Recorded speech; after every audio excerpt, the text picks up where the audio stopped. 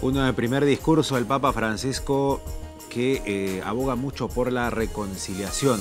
Y Francisco se convierte en el tercer Papa que visita Cuba en un poco más de 17 años. Lo hizo San Juan Pablo II en 1998, Benedicto XVI en el 2012 y ahora Francisco una vez más está también en Cuba, el tercer Papa, además el primer latinoamericano. Estamos con Fernando Carvalho, nuestro compañero, amigo de esta casa, para ir conociendo y analizando lo que significa, Fernando, la presencia del Papa Francisco en la isla, en Cuba. ¿Cuáles son las primeras impresiones que te dejan estos primeros momentos del Santo Padre en tierra cubana? Bueno, una gran sobriedad del Papa. Él ha tratado de hablar, como él dice siempre, desde el corazón. Él sabe cuál es el mensaje que tiene que transmitir, que es el del Evangelio, y por eso reconciliación, por eso diálogo, por eso cultura del encuentro, por eso oposición a lo que él llama Tercera Guerra Mundial que estamos viviendo por etapas. Este viaje ha sido añadido al viaje que estaba previsto mucho antes a los Estados Unidos.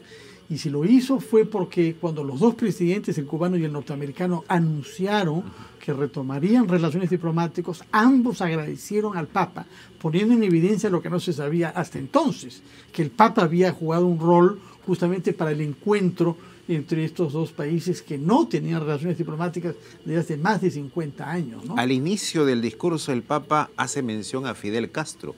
Dice a Raúl Castro, ¿no? Hazle llegar mi consideración, un saludo especial a Fidel Castro.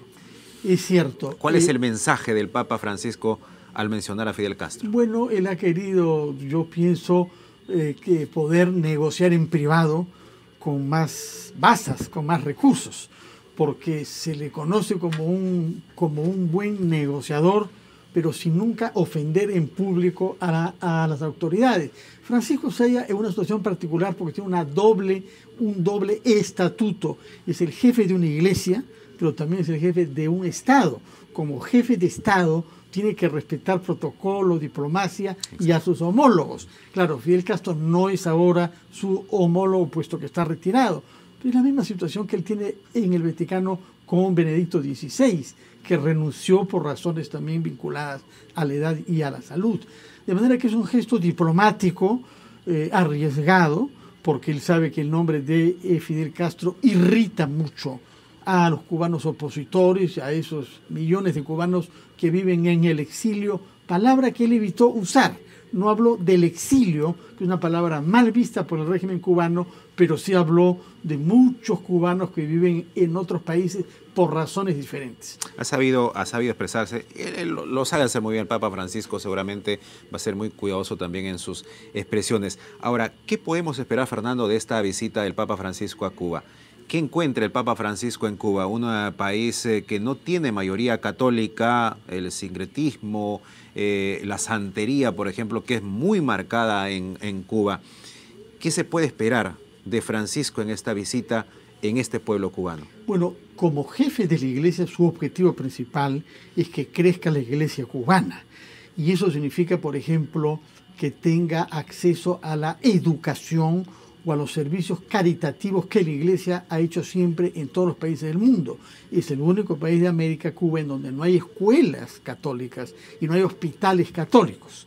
Durante los últimos años han habido más libertades para el trabajo de la iglesia, permitiéndose que en las iglesias se impartan cursos postescolares y se produzcan algunos folletines parroquiales, de manera que hay un embrión de palabra escrita libre a nivel de la iglesia, pero uno no ve en los canales públicos de televisión, que son los únicos que hay, ni en la prensa no oficial, que es del Partido Comunista, la única que hay, no ve referencias a la iglesia. Se ha destacado, por ejemplo, que la primera vez que la televisión cubana ha difundido imágenes del cardenal Ortega siendo abordado por niños que le besaban el anillo, como es el acto protocolar, ha sido hace 2 semanas. Esas cosas no se ven porque la tele proscribe que otras autoridades, en este caso las católicas, puedan tener peso. Yo pienso que frente a esas cosas el Papa puede conseguir pequeños progresos para la Iglesia. En el aspecto diplomático-político, él es un intermediario con los Estados Unidos. Recordemos que el martes pasa de La Habana a Washington, donde hablará con Obama y propiciará sin duda que se mantenga este clima actual de mejoría de las relaciones entre estos dos países. La Cuba con algo más de 11 millones de habitantes, una población marcada, decía, por el tema del sincretismo, la santería, por ejemplo, esto que viene de las raíces africanas, que es muy marcado no solamente en los jefes de familia, sino desde los más pequeños, generación tras generación. Así es, así es. Recordemos que Cuba fue colonia española hasta 1898. Es decir, cuando nosotros ya teníamos 60 años de vida republicana, y que la esclavitud se mantuvo ahí, es decir, que se importó esclavos negros hasta mediados del siglo XIX. Hubo proporcionalmente mucho más esclavos negros en Cuba, africanos, que en ningún otro país del Imperio Español. Por esa razón, y porque es más reciente la importación también, es que se ha mantenido un culto vivo que ha sido propiciado por el gobierno cubano en los últimos 55 años, porque querían silenciar a la Iglesia Católica y se apoyaron sobre este culto llamado santería de origen africano, como bien lo has dicho, en detrimento de la Iglesia Católica. Lo que ha pasado en los últimos años es que hay cada vez más personas que se convierten a otras iglesias cristianas, pentecostales, de manera que para el propio gobierno es razonable permitir que la Iglesia Católica pueda crecer con una función que vemos moderadora, de diálogo, y que esté evitando cualquier actitud extremista. El Papa incluso ha tratado de mostrar las viejas raíces católicas de la República Cubana, porque mencionó al padre Félix Varela, que es el padre de la independencia cubana a principios del siglo XIX. Y además a la Virgen de la Caridad del Cobre, ¿no? Que hay toda una historia también detrás de ellos. Que es una mezcla de Santa Rosa de Lima con el señor de Mururay, digamos, dos grandes referencias autóctonas del catolicismo cubano, si bien es una Virgen del Este, es cerca de Santiago, a donde va a ir el Papa, es la segunda ciudad cubana, él va a visitar el santuario de esta Virgen. Iré como un peregrino más, ha dicho. Como un peregrino más a un culto que ha sido reconocido por la Iglesia, es decir, reconoce que hay una aparición de la Virgen ahí, y Benedicto XV en 1916 la declaró oficialmente, es decir, hace 99 años, patrona de Cuba. Y es cierto que no es muy conocida afuera. Acá, por ejemplo, tenemos poco culto a esta Virgen. Tenemos nuestras propias vírgenes, la Candelaria, por ejemplo, es sumamente popular en el Perú, y otras. Pero en Cuba es una imagen absoluta y es una referencia que la Revolución reconoció. Por eso es que el Papa hizo una referencia importante a la Virgen de la Caridad del Cobre. Permítame hacer.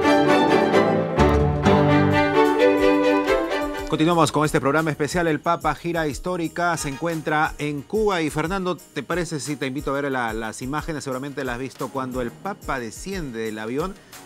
Lo que pasa, y hasta el viento una vez más se lleva el solideo. Pasó lo mismo en Quito, Ecuador. Un hecho fortuito, ¿no? La condición climática, había bastante viento, en La Habana. Y bueno, él mismo reaccionó rápido y cogió el solideo. Ahí está, ¿no? Esta es la imagen que seguramente se va a replicar mucho en los medios de comunicación, porque es un incidente que se repite tal como pasó en la anterior gira en Quito, Ecuador. Fernando, estaba leyendo una entrevista de un personaje cercano a Francisco en el Vaticano, y él sostiene de que Francisco ve a Cuba como el puente, o sea, estratégicamente, geográficamente, y hoy día también en su discurso habló de eso, ¿no?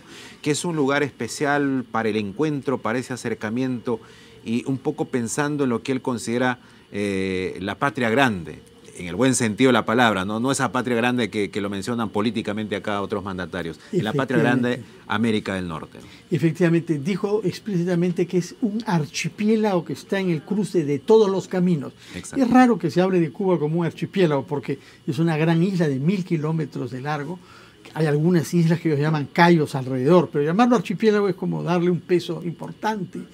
Y precisamente permitir afirmar que se haya en vinculación con América del Norte, con América Central, con América del Sur, con África y Europa, porque comparte de alguna manera coordenadas geográficas con todos los rincones del mundo, ¿no?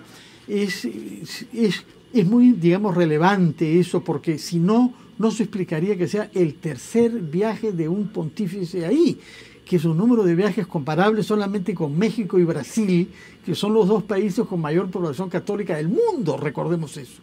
Brasil con 120 millones y México con 90 millones tienen el triple que Italia, España y Francia, que son los países católicos europeos que tienen más población, y luego Polonia, claro.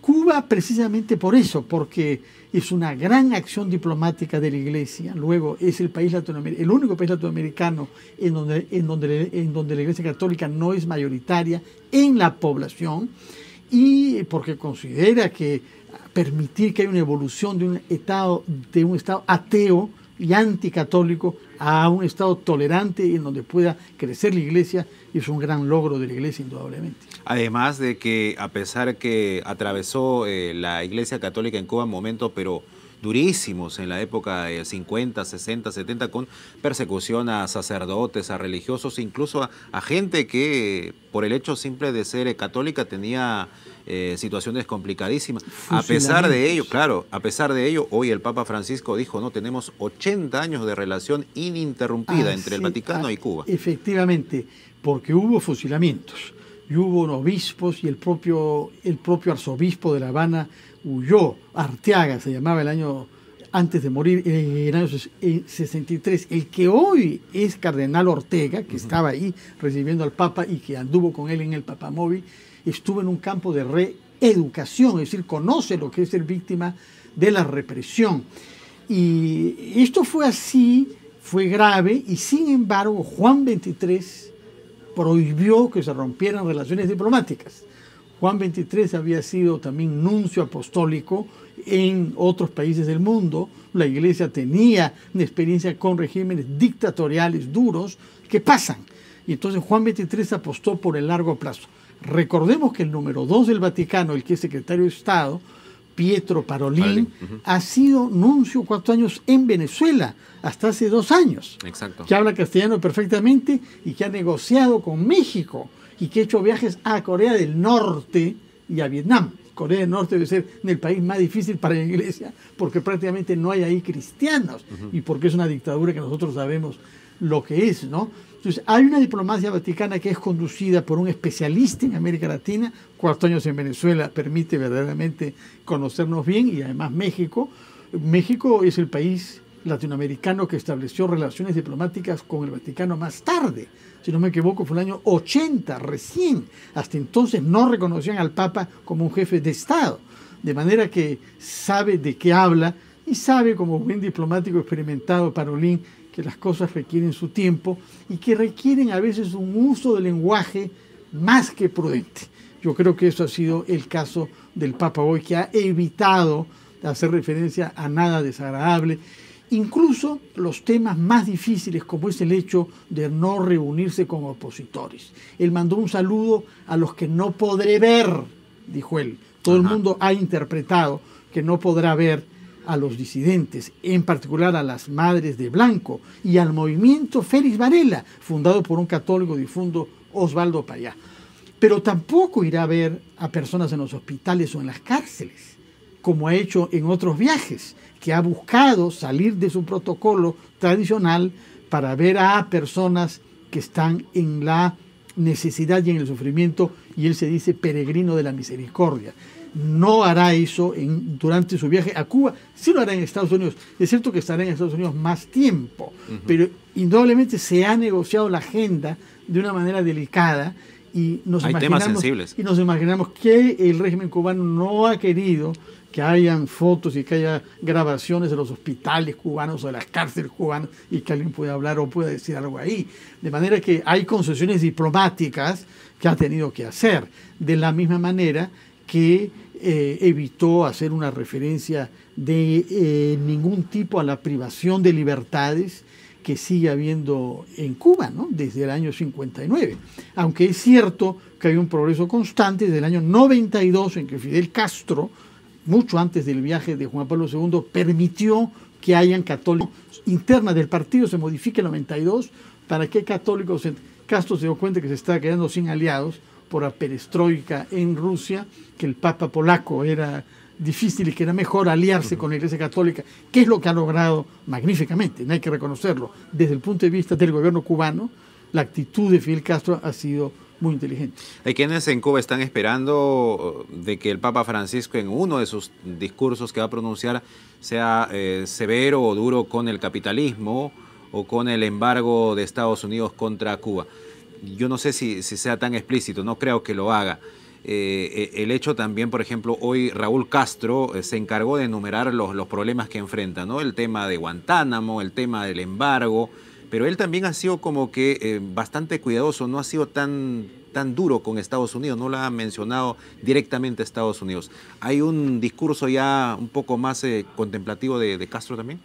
Yo pienso que ha evitado poner al Papa en una situación que sea incómoda en vísperas de ir a los Estados Unidos, donde la tiene difícil por la encíclica vinculada al cambio climático. Raúl Castro elogió la encíclica, Laudato Si, y sabiendo que va a ir a un congreso con mayoría republicana que es hostil al Papa en ese punto, de manera que no ha querido complicarle la situación más de lo que ya es. Yo no creo que el Papa se exprese en términos más allá de digamos, prudencia diplomática. La palabra bloqueo nunca es usada por la Iglesia, como por la mayor parte de los países, porque no hay bloqueo. Lo que hay es un embargo, y ha sido reprobado por la Iglesia, de manera que eso está dicho ya.